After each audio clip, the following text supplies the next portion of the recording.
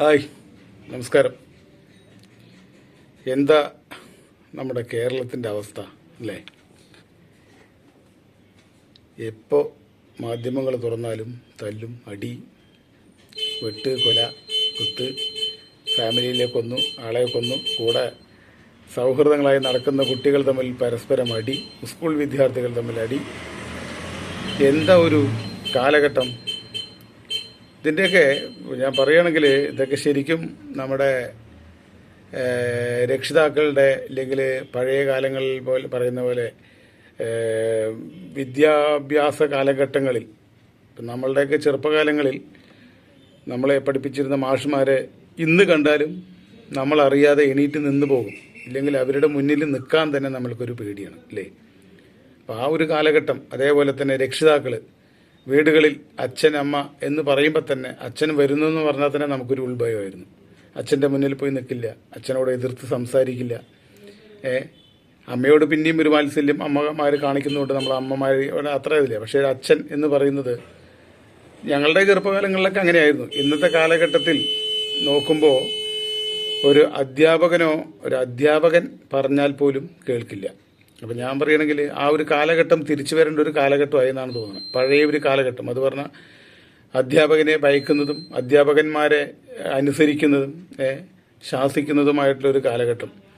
ഈ വിദ്യാലയങ്ങളിൽ നിന്നാണ് ഓരോ കുട്ടികളും നല്ലത് പഠിക്കുന്നതും അതിനെ അനുസരിച്ച് ജീവിതത്തിലൂടെ അവൻ്റെ ഉടനീളം അവൻ നയിച്ചു കൊണ്ടുപോകാനുള്ള വിദ്യകളാണ് വിദ്യാഭ്യാസ കാലങ്ങളിൽ നമുക്ക് കിട്ടുന്നതും.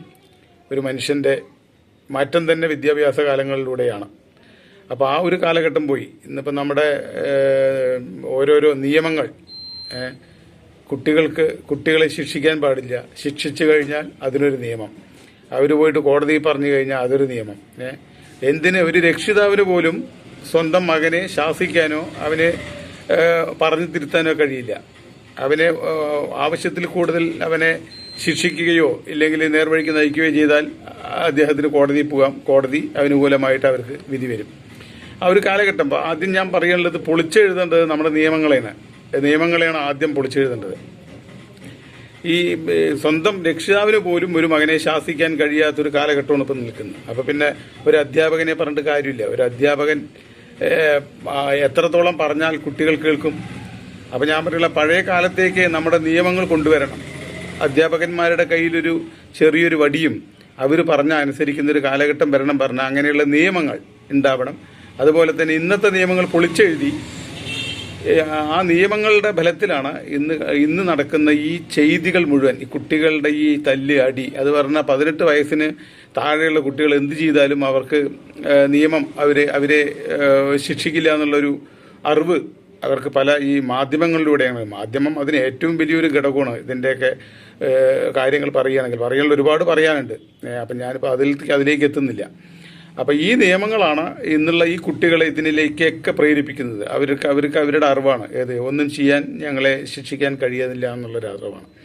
അപ്പം ഞാൻ പറയുകയാണെങ്കിൽ ഈ വിദ്യാലയങ്ങളിൽ മാഷുമാർക്ക് കൂടുതൽ കുട്ടികളെ നല്ല വഴിക്ക് നയിക്കാൻ, അതിൻ്റെ മിസ്യൂസ് ചെയ്യുന്നവരുണ്ടാവാം, ഇല്ല എന്ന് പറയുന്നില്ല. പക്ഷെ അതിൻ്റേതായിട്ടുള്ള ഒരു നിയമങ്ങൾ കൊണ്ടുവന്ന് ഈ കുട്ടികളെ നേർവഴിക്ക് നയിക്കാനുള്ള ഒരു അടിസ്ഥാനപരമായിട്ട് തന്നെ ചെയ്യേണ്ടത് വിദ്യാലയങ്ങളിലൂടെ തന്നെയാണ്. അതുപോലെ തന്നെ രക്ഷിതാക്കൾക്ക് സ്വന്തം മക്കളെ ശിക്ഷിക്കാനും അവരെ ശാസിക്കാനുള്ള നിയമം കൂടി കൊണ്ടുവരണം. ഇതിപ്പോൾ അവരെന്ത് ചെയ്താലും അവർ കോടതിയിൽ പോയി കഴിഞ്ഞാൽ ആ രക്ഷിതാവിനെ പിടിച്ച് അകത്തിടുന്ന ഒരു കാലഘട്ടമാണിത്. അപ്പോൾ ഈ നിയമങ്ങളാണ് ഒരുപാട് ഈ കുട്ടികൾക്ക് ഒരുപാട് പ്രചോദനമാകുന്നത്. അപ്പം അതിൻ്റെ ഉള്ള ഒരു കാലഘട്ടം വന്നു, മാറ്റം എഴുതേണ്ട ഒരു കാലഘട്ടം വന്നു എന്നുള്ളതാണ് എനിക്ക് തോന്നുന്നത് അല്ലേ? ഞാൻ പറയുന്നതിൽ കുറേ ശരിയുണ്ട് നിങ്ങൾക്ക് തോന്നുന്നെങ്കിൽ എന്തെങ്കിലുമൊക്കെ നിങ്ങളുടെ കമൻസുകൾ അറിയിക്കുക. ഓക്കെ.